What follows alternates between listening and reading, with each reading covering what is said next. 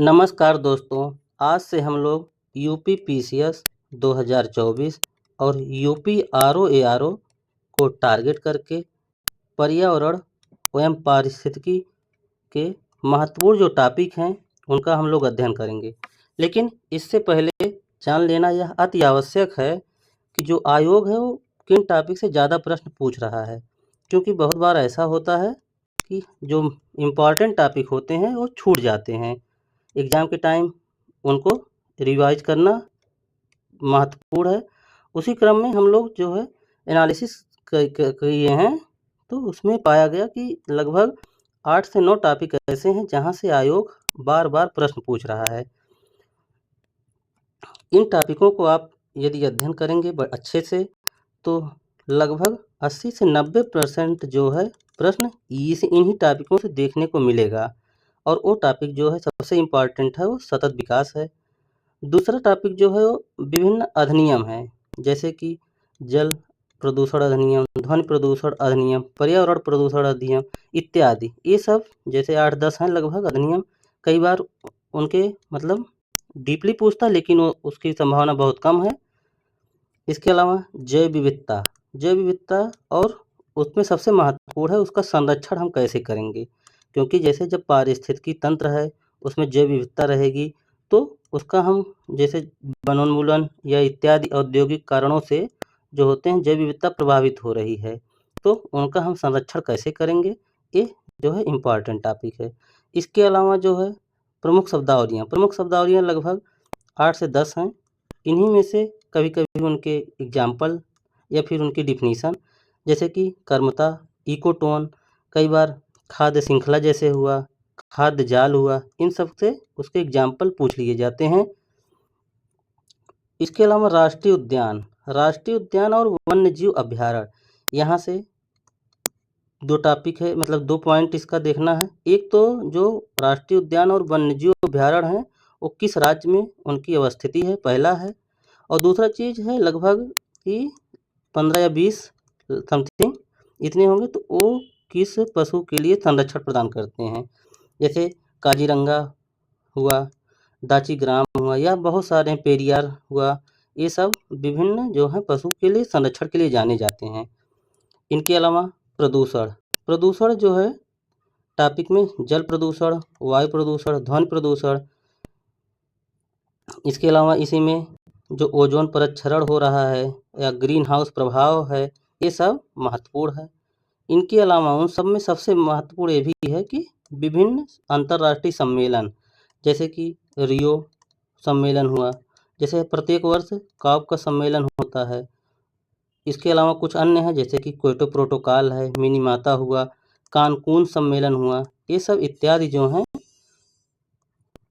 Important हैं। आगे बढ़ते हैं हम लोग। तब जैसे कि हम लोग देखें, तब 2023 के जो हम लोग प्रश्न एनालिसिस किया गया, उसमें से देखिए सबसे पहला ही सतत विकास से प्रश्न पूछा गया है।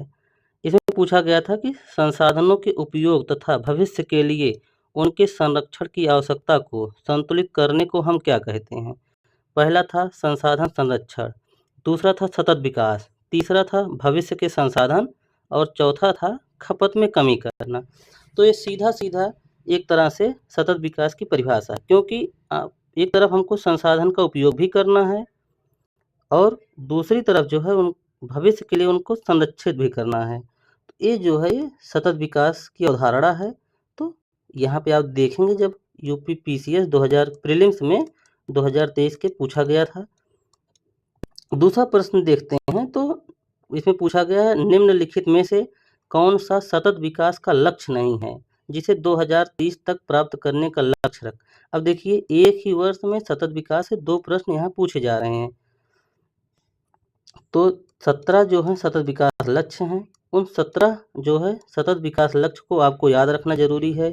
दूसरी चीज़, सतत विकास लक्ष्य कब प्रस्तावित किया गया था या इसे कब तक प्राप्त करना है, तो यहाँ सीधा-सीधा लिखा है 2030 तक।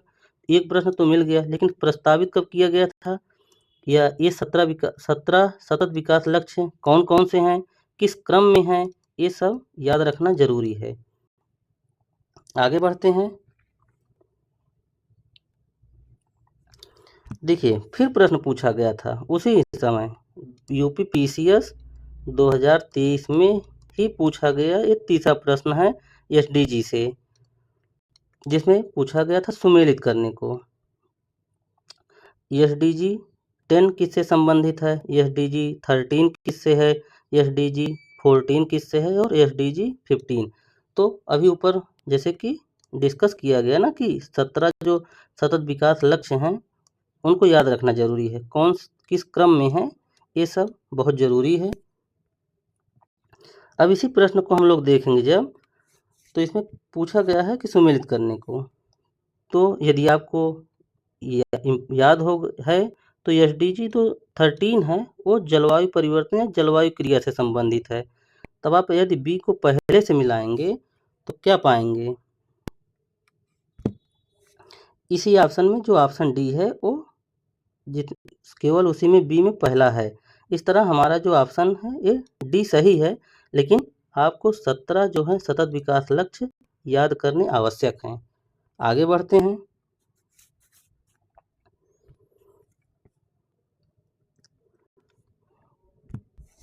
देखिए फिर पूछा गया था कि रियो शिखर सम्मेलन 1992 में हुआ था। इसमें प्रस्तावित किया गया था एजेंडा 21। ये किससे संबंधित है, पहला ऑप्शन था सतत विकास से, दूसरा ऑप्शन था प्रदूषक भुगतान सिद्धांत से, तीसरा था पर्यावरण शिक्षा से, चौथा था ओजोन परत के संरक्षण से। यहाँ देखिए बार बार प्रश्न पूछे जा रहे हैं, सतत विकास से संबंधित है। जैसे ऊपर पर भी डिस्कस किया गया कि विभिन्न जो सम्मेलन हो रहे हैं अंतर्राष्ट्रीय स्तर पे पर्यावरण से संबंधित, उसको याद रखना जरूरी है। जैसे पूछ लिया कि रियो शिखर सम्मेलन कब हुआ था, तो यहाँ 1992। एजेंडा 21 कब प्रस्तावित किया गया था, रियो सम्मेलन 1992 में। एजेंडा 21 किससे संबंधित है, तो सतत विकास से। अर्थात ये देखने को मिला है कि एसडीजी जो है वो पर्यावरण का एक फेवरेट और इम्पॉर्टेंट टॉपिक है। यहाँ से आयोग जो है बार बार प्रश्न पूछ रहा है। आगे बढ़ेंगे हम लोग जब,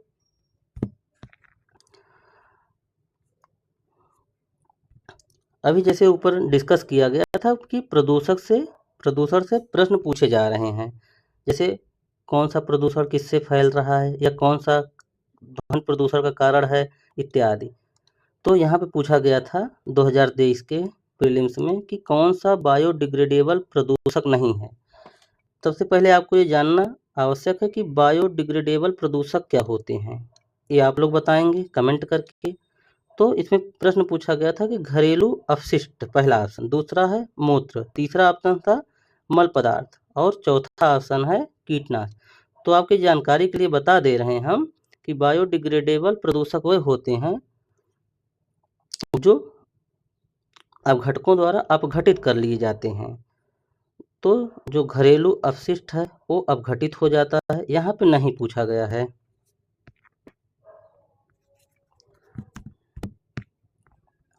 आप सभी देखेंगे तो यहाँ पे जो है नहीं पूछा गया है।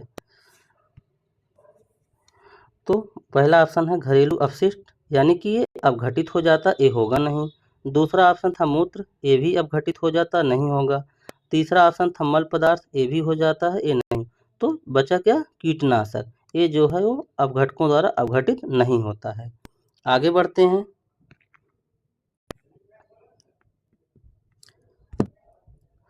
यहाँ पे प्रश्न था कि पोषक स्तर बनते हैं, एक खाद्य श्रृंखला भी ऊपर किया कहा गया ना कि खाद्य श्रृंखला इंपॉर्टेंट टॉपिक है। तो ये पोषक स्तर जो बनते हैं वो खाद्य श्रृंखला में जीवों के संबद्ध होने से बनते हैं। जैसे कि खाद्य श्रृंखला में जो होता है एक उत्पादक होता है, उसके बाद प्रथम स्तर का उपभोक्ता होता है, फिर द्वितीय स्तर का उपभोक्ता होता है, फिर तृतीयक उपभोक्ता होते हैं, फिर जो होते हैं अपघटक होते हैं। तो इसी क्रम में जो होता है खाद्य श्रृंखला का निर्माण होता है। आगे फिर जब देखते हैं हम लोग, तो इसमें पूछा गया था कि राष्ट्रीय उद्यानों में आनुवांशिक विविधता का रख रखाव किया जाता है। तो ये सीधा प्रश्न है कि जैव विविधता का संरक्षण करने वाले से ये प्रश्न पूछा गया था। या देखिए विविधता का रख रखाव करना है, तो विविधता का हम रख रखाव अनेक तरह से करते हैं। इनमें से दो इम्पॉर्टेंट है, इन सीटू और एक्स सीटू। तो यहाँ पर इन सीटू का मतलब है कि हम जो पशु पक्षी जीव जंतु वनस्पतियाँ हैं उन्हीं के आवास में संरक्षण देना, और एक्स सीटू का मतलब होता है कि उनको अन्यत्र कहीं अन्य स्थानों पे ले जाकर के उनको संरक्षित करना।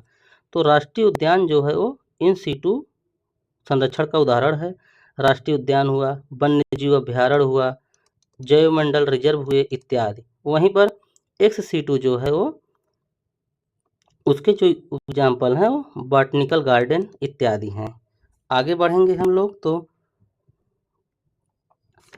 देखेंगे कि भारत के किस भाग में हांगुल नाम का हिरण पाया जाता है।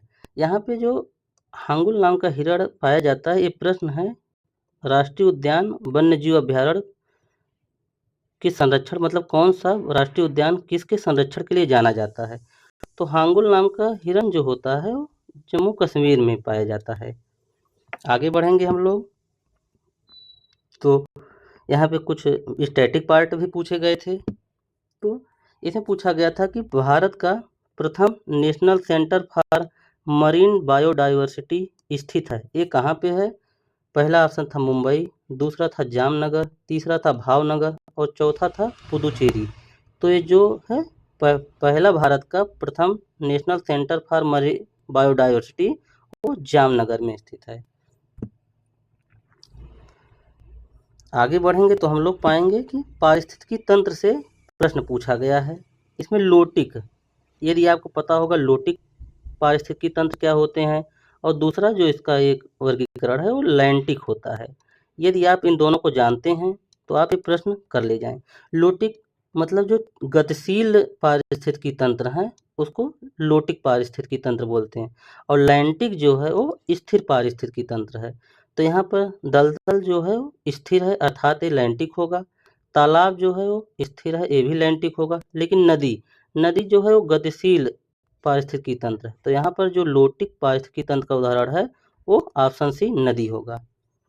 आगे बढ़ेंगे हम लोग तब देखिए कि आप लोग तो प्रदूषण अधिनियम से जो है क्वेश्चन पूछा था।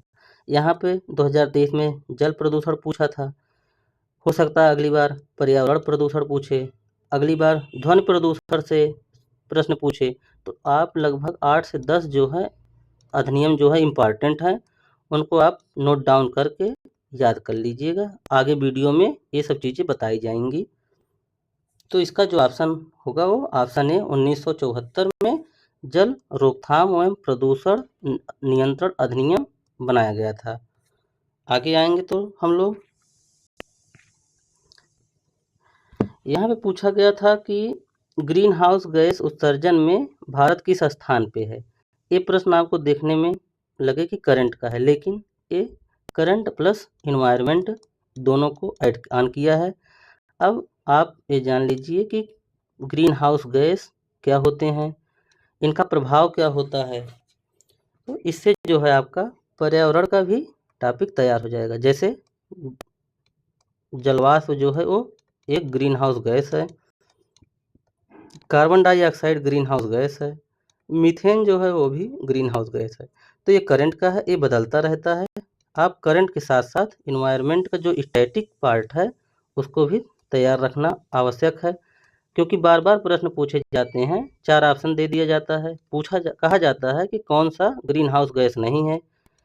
3 जो रहेंगे वो कोई भी अन्य 3 और अन्य सारे हैं तो 3 जो है ग्रीन हाउस गैस रहेंगे, एक उसमें से जो रहेगा वो ग्रीन हाउस गैस नहीं रहेगा, वही आपका सही उत्तर होगा। आगे बढ़ेंगे तो फिर देखिए प्रदूषण से प्रश्न पूछा गया है। एक ही वर्ष में आप लगभग 3-4 टॉपिक से आपको 8 से 10 प्रश्न देखने को मिल गए। ये जो है वो बायोलॉजिकल ऑक्सीजन डिमांड जो है वो जल प्रदूषण से संबंधित है, क्योंकि किसी जब जल निकाय का बीओडी जब बढ़ जाता है तो उसका मतलब होता है कि उसमें जो है ऑक्सीजन लेवल की कमी हो गई है। जो वहाँ उसमें जो वनस्पतियाँ इत्यादि हैं उनको पर्याप्त रूप से ऑक्सीजन नहीं मिल पा रहा है। तो इसका जो ऑप्शन होगा ये जलीय पारिस्थितिक तंत्र में प्रदूषण की जांच के लिए इसका ये एक मानक मानदंड है।